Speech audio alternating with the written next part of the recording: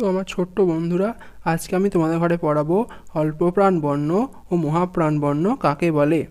তো প্রথমে কি লেখা আছে, প্রতি বর্গের প্রথম ও তৃতীয় বর্ণের উচ্চারণে নিঃশ্বাস জোরে বাহির হয় না বলিয়া ইহাদিগকে অল্পপ্রাণ বর্ণ বলে। তাহলে আগে আমি দেখব প্রতি বর্গের প্রথম ও তৃতীয় বর্ণগুলো কোনগুলো।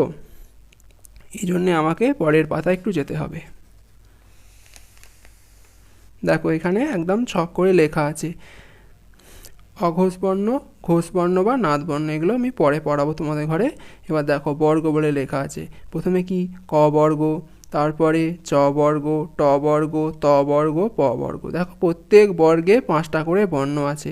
ক, খ, গ, ঘ, ঙ। ক বর্গে চ বর্গে চ, ছ, বর্গীয় জ, হাততালা জ, ঞ। ট বর্গে ট, ঠ, ড, ঢ মূর্ধন্য।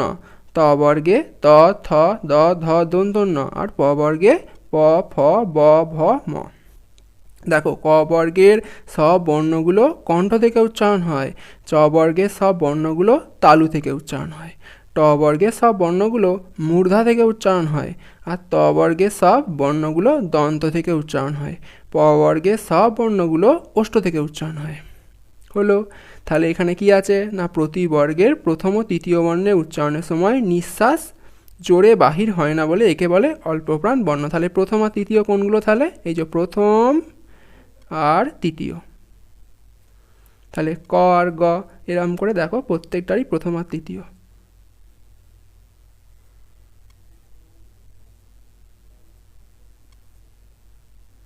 দেখে নে, তোমরা দেখেছো।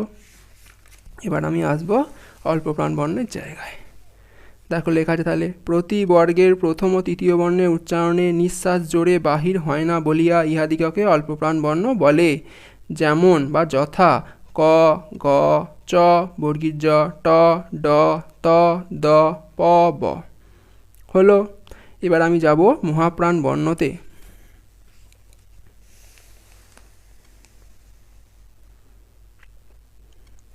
চলে এসেছি আমরা মহাপ্রাণ বর্ণ। এবার দেখো প্রতি বর্গের দ্বিতীয় ও চতুর্থ বর্ণের উচ্চারণে নিঃশ্বাসযুক্ত হয় বলিয়া এই বর্ণগুলিকে মহাপ্রাণ বর্ণ বলে। যথা খ, ঘ, ছ, হাততালা ঝ, ঠ, ঢ, থ, ধ, ফ, ভ। তাহলে এগুলোতে নিঃশ্বাসযুক্ত বায়ু জোরে বাহির হচ্ছে। খ, ঘ, ছ, হাততালা ঝ, ঠ, ঢ, থ, ধ, ফ, ভ।